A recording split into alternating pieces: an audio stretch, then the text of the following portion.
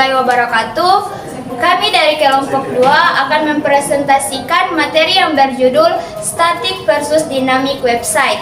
Sebelum membahas materi lebih lanjut, kami akan memperkenalkan diri satu persatu. Perkenalkan, nama saya Rapia Yakupingahu. Perkenalkan, nama saya Selvi Jakisa. Saya Meisy Anggreni Gobel. Saya Rahmat Ishak.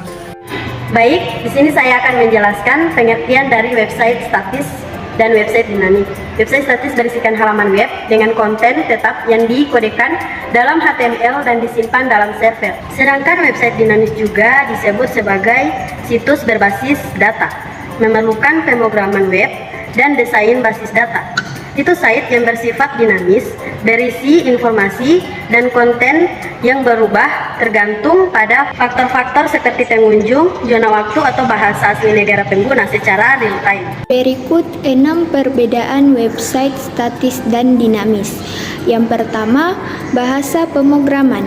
Bahasa pemrograman atau kode pada website statis menggunakan bahasa pemrograman yang sederhana, yakni hanya CSS dan HTML, karena konten yang ditampilkan tetap sama untuk tiap pengguna. Sedangkan pada website dinamis, bahasa pemrograman yang digunakan jauh lebih rumit, yakni PHP, HTML, CSS, JavaScript, dan juga ASP. Yang kedua, penggunaan database. Pada website statis, konten jarang sekali diperbarui atau diubah dan tidak disajikan secara real time, sehingga website tidak terhubung ke database ataupun menggunakan CMS. Pada website dinamis dapat menghubungkan konten secara langsung ke dalam database dan dapat dengan mudah mengakses informasi dengan cara yang terorganisir dan terstruktur untuk membuat dan menampilkan konten sesuai dengan bagaimana pengguna ingin menginginkannya. Yang ketiga, delivery. Delivery pada website statis merupakan halaman pra-render yang biasanya di-cache dan dikirim melalui jaringan pengiriman konten atau Content Delivery Network atau CDN. Sedangkan pada website dinamis, delivery dihasilkan secara real time saat adanya permintaan oleh server.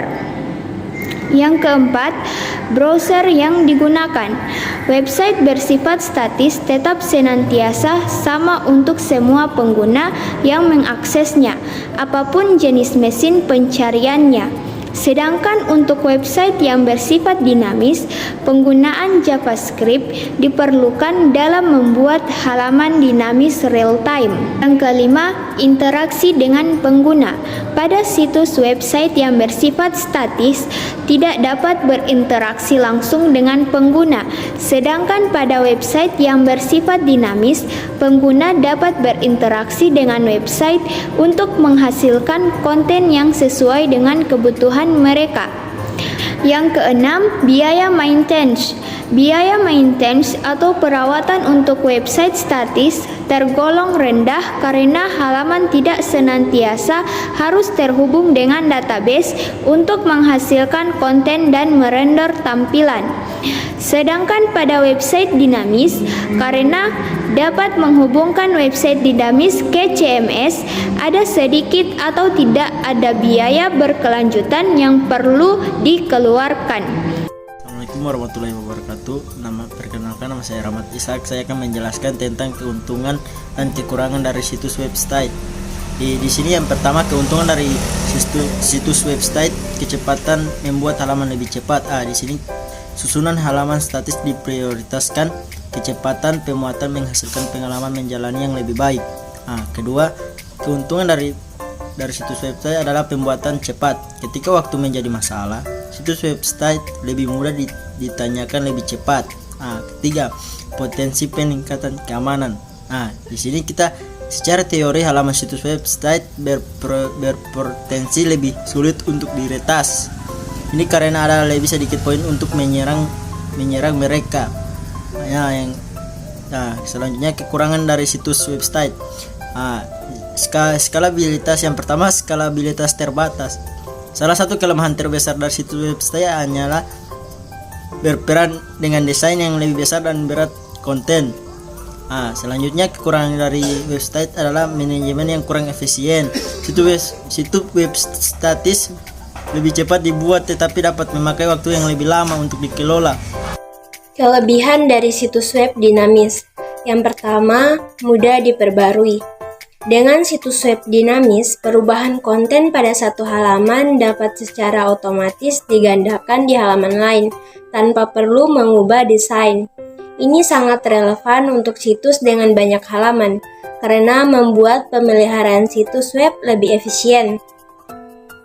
Salah satu keuntungan utama dalam hal memperbarui situs web dinamis adalah membuat perawatan lebih mudah dan lebih cepat. Beberapa pengguna akan memiliki akses ke database, memungkinkan mereka untuk mengolah konten di situs tanpa kemampuan untuk menyentuh struktur atau desain. Yang kedua, pengalaman pengguna yang lebih baik. Situs web dinamis menyediakan konten yang disesuaikan dengan kebutuhan pengguna, menampilkan informasi di halaman berdasarkan lokasi, atau mengubah konten untuk mencerminkan minat, niat, atau tindakan mereka sebelumnya di halaman. Apapun masalahnya, dapat menyesuaikan apa yang dilihat dan berinteraksi dengan pengunjung, menciptakan pengalaman pengguna yang lebih baik. Kapasitas untuk personalisasi ini juga membuat mereka lebih mungkin untuk kembali ke situs atau mengambil tindakan lanjut dalam meningkatkan potensi konversi. Yang ketiga, fungsionalitas yang lebih besar. Halaman dinamis memiliki fungsionalitas tanpa batas, hanya dibatasi oleh kompleksitas, logika, dan bahasa yang diperlukan untuk membuatnya, dan instruksi yang diperlukan untuk mengirim konten.